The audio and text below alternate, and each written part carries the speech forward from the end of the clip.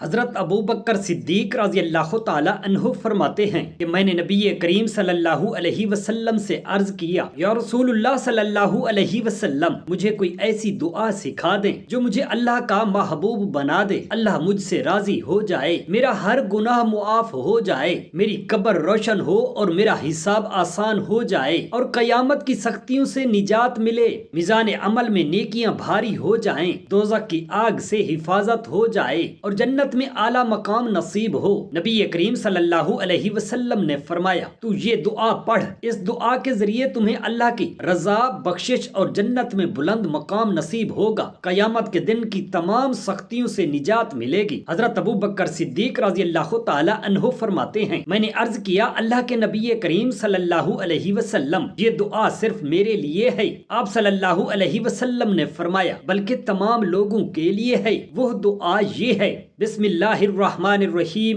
السلام علیکم ورحمۃ اللہ۔ محترم ناظرین، حضرت جابر بن عبداللہ رضی اللہ تعالی عنہ کا شمار ان جلیل القدر صحابہ میں ہوتا ہے جنہیں نبی پاک صلی اللہ علیہ وسلم کی قربت اور بے شمار فضائل نصیب ہوئے۔ آپ انصاری صحابی تھے اور غزوہ احد کے بعد ہر غزوہ میں نبی پاک صلی اللہ علیہ وسلم کے ہمراہ رہے۔ آپ کو نبی کریم صلی اللہ علیہ وسلم کی احادیث کو نقل کرنے کا خاص شرف حاصل تھا اور آپ سے 2000 سے زائد احادیث مروی ہیں۔ حضرت جابر رضی اللہ تعالی عنہ انتہائی متقی، فیاض اور علم دوست شخصیت کے حامل تھے۔ ان کی زندگی میں نبی پاک صلی اللہ علیہ وسلم سے بے پناہ محبت اور اطاعت نظر آتی ہے۔ غزوہ خندق کے موقع پر مسلمان شدید بھوک اور تنگی میں مبتلا تھے۔ حضرت جابر رضی اللہ تعالی عنہ فرماتے ہیں کہ میں نے نبی پاک صلی اللہ علیہ وسلم کے چہرہ اقدس پر بھوک کے آثار دیکھے تو دل میں خیال آیا کہ میں کچھ کھانے کا بندوبست کروں۔ میں چپکے سے گھر گیا اور اپنی بیوی سے کہا کہ تمہارے پاس کھانے کے لیے کچھ ہے؟ اس نے کہا کہ تھوڑا سا جو اور ایک بکری کا بچہ ہے۔ میں نے کہا کہ اسے تیار کر لو، میں نبی کریم صلی اللہ علیہ وسلم کو چند صحابہ کے ساتھ لے آؤں گا۔ میری بیوی نے کہا کہ نبی کریم صلی اللہ علیہ وسلم کو بتا دینا کہ کھانا تھوڑا ہے تاکہ زیادہ لوگ نہ آئیں۔ میں نبی کریم صلی اللہ علیہ وسلم کے پاس حاضر ہوا اور آہستہ سے عرض کی کہ یا رسول اللہ، آپ چند صحابہ کے ساتھ میرے گھر تشریف لے آئیں، میں نے کھانے کا انتظام کیا ہے۔ نبی کریم صلی اللہ علیہ وسلم نے مسکرا کر سنا اور پھر اچانک سب سے اعلان فرما دیا کہ ایک خندق کھودنے والوں، جابر نے تمہارے لیے کھانے کا انتظام کیا ہے۔ چلو، یہ سن کر حضرت جابر رضی اللہ تعالی عنہ حیران ہو گئے کہ میں نے تو چند افراد کے لیے کھانے کی دعوت دی تھی، لیکن نبی پاک صلی اللہ علیہ وسلم نے سب کو بلا لیا۔ میں جلدی سے گھر پہنچا اور گھبرا کر اپنی بیوی کو خبر دی کہ نبی کریم صلی اللہ علیہ وسلم نے سب کو بلا لیا ہے۔ میری بیوی نے نہایت اطمینان سے کہا کہ نبی پاک صلی اللہ علیہ وسلم بہتر جانتے ہیں۔ جب نبی اکرم صلی اللہ علیہ وسلم گھر پہنچے تو فرمایا کہ روٹی مت پکاؤ جب تک میں نہ آ جاؤں۔ پھر آپ نے ہنڈیا میں لعاب دہن ڈالا، برکت کی دعا فرمائی اور خود اپنے مبارک ہاتھوں سے روٹی توڑ کر ہنڈیا میں ڈالتے گئے اور کھانے کو نکالتے رہے۔ سب صحابہ کرام رضی اللہ تعالی عنہم ایک ایک کر کے کھاتے رہے، یہاں تک کہ سب سیر ہو گئے، لیکن کھانے میں کوئی کمی نہیں آئی۔ حضرت جابر رضی اللہ تعالی عنہ اور ان کے گھر والے حیران رہ گئے کہ یہ کھانا اتنے لوگوں کے لیے کافی کیسے ہو گیا۔ یہ نبی کریم صلی اللہ علیہ وسلم کا ایک عظیم معجزہ تھا کہ قلیل کھانے سے سینکڑوں لوگ سیر ہو گئے۔ حضرت جابر رضی اللہ تعالی عنہ کے لیے یہ ایک بڑی سعادت تھی کہ ان کے گھر میں نبی کریم صلی اللہ علیہ وسلم کے دست مبارک سے برکت نازل ہوئی۔ یہ واقعہ ہمیں سکھاتا ہے کہ اللہ کی راہ میں خرچ کرنے سے رزق کم نہیں ہوتا بلکہ رزق میں برکت آتی ہے، اور نبی پاک صلی اللہ علیہ وسلم کی دعا سے ہر مشکل آسان ہو جاتی ہے۔ حضرت جابر رضی اللہ تعالی عنہ کی یہ خوش نصیبی قیامت تک کے لیے ایک مثال ہے کہ اللہ کے محبوب صلی اللہ علیہ وسلم کے ساتھ محبت اور ان کی اطاعت کیسی ہونی چاہیے۔ محترم ناظرین، نبی کریم صلی اللہ علیہ وسلم کی طویل ترین حدیث حدیث الاسراء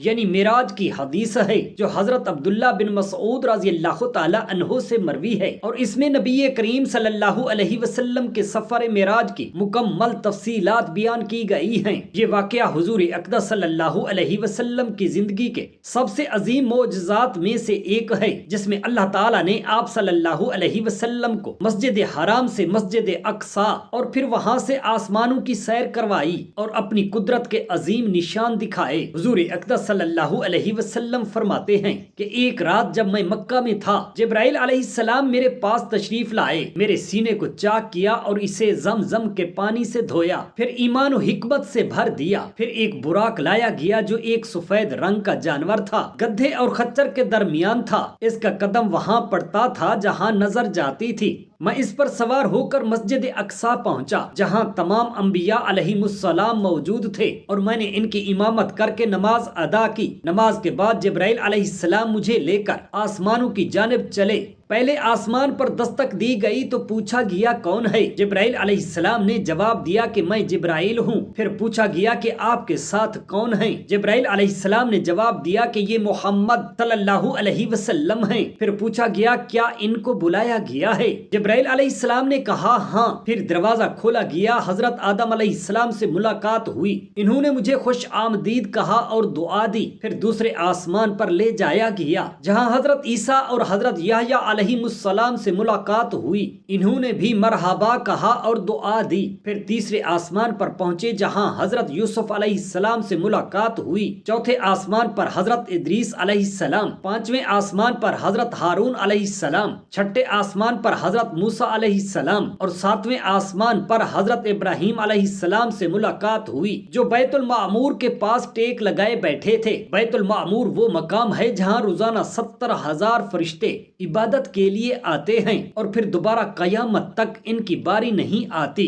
پھر مجھے سدرۃ المنتہا تک لے جایا گیا جہاں میں نے عجیب مناظر دیکھے۔ اس کے بعد اللہ تعالیٰ کی بارگاہ میں حاضری ہوئی جہاں اللہ تعالیٰ نے میری امت پر 50 نمازیں فرض کی۔ جب میں واپس آیا تو حضرت موسیٰ علیہ السلام سے ملاقات ہوئی، انہوں نے کہا کہ آپ کی امت اس بوجھ کو نہیں اٹھا سکے گی، واپس جا کر تخفیف کی درخواست کیجیے۔ میں بار بار گیا اور اللہ تعالیٰ سے کمی کی درخواست کی، یہاں تک کہ نمازوں کی تعداد 5 رہ گئی۔ اللہ تعالیٰ نے فرمایا کہ یہ 5 ہیں مگر اجر 50 کا ہی ملے گا اور میرا فیصلہ نہیں بدلا جاتا۔ واپسی پر مجھے جنت اور دوزخ کے مناظر بھی دکھائے گئے، جنت میں اہل ایمان کی نعمتیں اور دوزخ میں گناہ گاروں کے عذاب دیکھے۔ پھر میں زمین پر واپس آیا اور مسجد الحرام میں پہنچا۔ جب صبح ہوئی اور میں نے قریش کو اس واقعہ کی خبر دی تو انہوں نے مذاق اڑایا اور کہا کہ اگر تم سچ کہہ رہے ہو تو بیت المقدس کی تفصیل بتاؤ۔ میں پریشان ہوا کیونکہ میں نے تفصیل سے نہیں دیکھا تھا، لیکن اللہ تعالیٰ نے میرے سامنے بیت المقدس کو ظاہر کر دیا اور میں نے ان کو مکمل وضاحت سے سب کچھ بتا دیا۔ پھر انہوں نے قافلے کے بارے میں پوچھا جو شام سے آ رہا تھا، میں نے اس کے بارے میں بھی درست خبر دی اور جب قافلہ پہنچا تو وہ حیران رہ گئے۔ یہ حدیث معراج نبی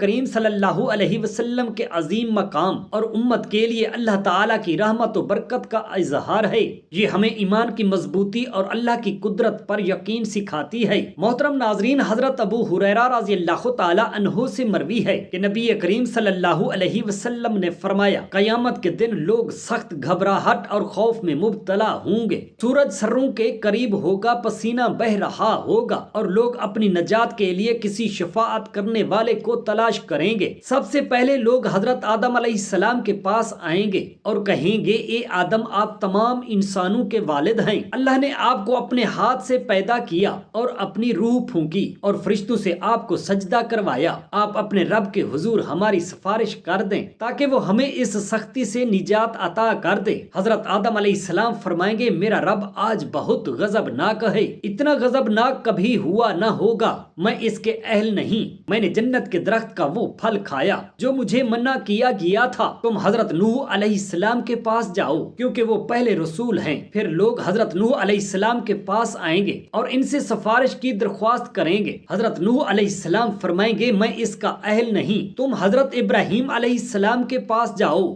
کیونکہ وہ اللہ کے خلیل ہیں۔ پھر لوگ حضرت ابراہیم علیہ السلام کے پاس آئیں گے اور ان سے سفارش کی درخواست کریں گے۔ حضرت ابراہیم علیہ السلام فرمائیں گے میں اس کا اہل نہیں، تم حضرت موسیٰ علیہ السلام کے پاس جاؤ کیونکہ اللہ نے ان سے براہ راست کلام فرمایا ہے۔ پھر لوگ حضرت موسیٰ علیہ السلام کے پاس آئیں گے، وہ فرمائیں گے میں اس کا اہل نہیں، تم حضرت عیسیٰ علیہ السلام کے پاس جاؤ کیونکہ وہ روح اللہ اور کلمات اللہ ہیں۔ پھر لوگ حضرت عیسیٰ علیہ السلام کے پاس آئیں گے، وہ بھی فرمائیں گے میں اس کا اہل نہیں، تم حضرت محمد صلی اللہ علیہ وآلہ وسلم کے پاس جاؤ کیونکہ آج سفارش کے لیے وہی مخصوص کیے گئے ہیں۔ پھر لوگ نبی پاک صاحب الاولاق صلی اللہ علیہ وسلم کی خدمت میں حاضر ہوں گے اور عرض کریں گے یا رسول اللہ صلی اللہ علیہ وسلم، آپ اللہ کے آخری نبی ہیں، اللہ نے آپ کی پہلی اور آخری امت کی مغفرت کا وعدہ کیا ہے، آپ اپنے رب کے حضور ہماری شفاعت کریں تاکہ اللہ تعالی ہمارے درمیان فیصلہ فرما دے۔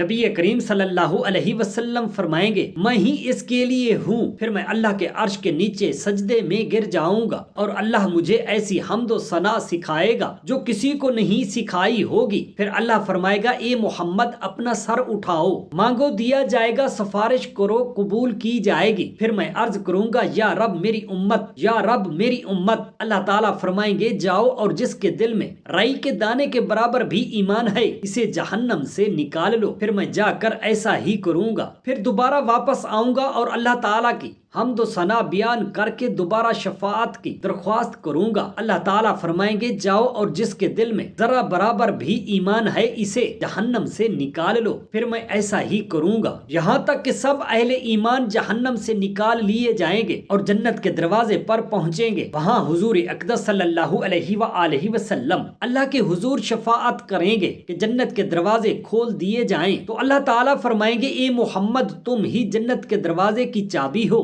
پس نبی کریم صلی اللہ علیہ وآلہ وسلم جنت کے دروازے پر دستک دیں گے اور جنت کے دروغہ رضوان کہیں گے آپ کون ہیں؟ نبی کریم رحمت للعالمین صلی اللہ علیہ وآلہ وسلم فرمائیں گے میں محمد صلی اللہ علیہ وسلم ہوں، تو جنت کے دروازے کھول دیے جائیں گے اور نبی کریم صلی اللہ علیہ وسلم سب سے پہلے جنت میں داخل ہوں گے، اس کے بعد آپ کی امت جنت میں داخل ہوگی۔ یہ نبی اکرم صلی اللہ علیہ وآلہ وسلم کی سب سے بڑی شفاعت ہوگی اور امت محمدیہ کے لیے سب سے بڑی سعادت ہوگی کہ وہ نبی کریم صلی اللہ علیہ وسلم کی شفاعت سے بخشے جائیں گے اور جنت میں داخل ہوں گے۔ محترم ناظرین، حضرت ابو بکر صدیق رضی اللہ تعالی عنہ فرماتے ہیں کہ میں نے نبی کریم صلی اللہ علیہ وسلم سے عرض کیا یا رسول اللہ صلی اللہ علیہ وسلم مجھے کوئی ایسی دعا سکھا دیں جو مجھے اللہ کا محبوب بنا دے، اللہ مجھ سے راضی ہو جائے، میرا ہر گناہ معاف ہو جائے،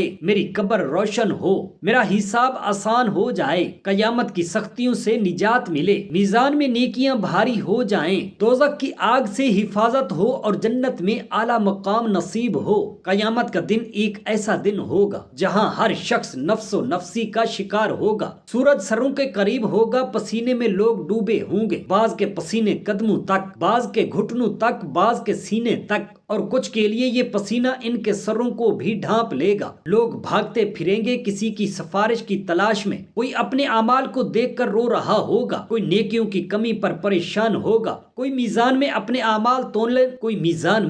اعمال تولنے کے انتظار میں ہوگا۔ اس دن نہ مال کام آئے گا، نہ اولاد، نہ کوئی دنیاوی طاقت، صرف وہی کامیاب ہوگا جس پر اللہ کا خاص کرم ہوگا۔ قبر میں ہر شخص کو اس کے اعمال کے مطابق بدلہ دیا جائے گا، اگر نیکیاں زیادہ ہوئیں تو قبر جنت کے باغوں میں سے ایک باغ بن جائے گی اور اس میں روشنی ہوگی، سکون ہوگا، فرشتے خوشخبری دیں گے، اور اگر برے اعمال زیادہ ہوئے تو قبر جہنم کے گڑھوں میں سے ایک گڑھا بن جائے گی، اندھیرا ہوگا، عذاب ہوگا، فرشتے ڈانٹ ڈپٹ کریں گے۔ اس سب سے نجات کے لیے ہمیں وہ دعائیں سیکھنی ہوں گی جو نبی کریم صلی اللہ علیہ وسلم نے اپنے صحابہ کرام کے ذریعے ہمیں سکھائیں، وہ دعائیں جو ہماری مغفرت کا ذریعہ بنے، اللہ کی رحمت کو ہماری ہماری طرف متوجہ کریں اور ہمیں دنیا و آخرت میں کامیابی دلائیں۔ حضرت ابو بکر صدیق رضی اللہ تعالی عنہ نے بھی نبی کریم صلی اللہ علیہ وسلم سے ایک ایسی ہی دعا طلب کی، ایک ایسی دعا جو نماز میں پڑھی جائے اور اللہ کے فضل و کرم سے ہر مشکل آسان ہو،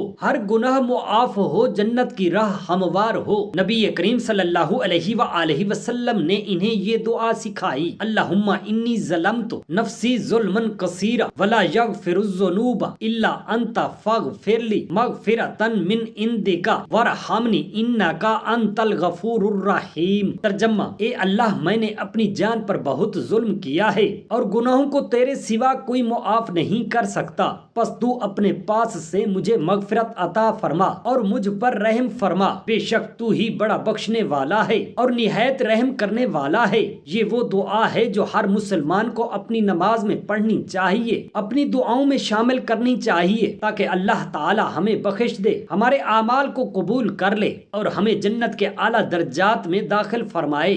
آمین یا رب العالمین۔ جزاک اللہ خیرا کثیرا۔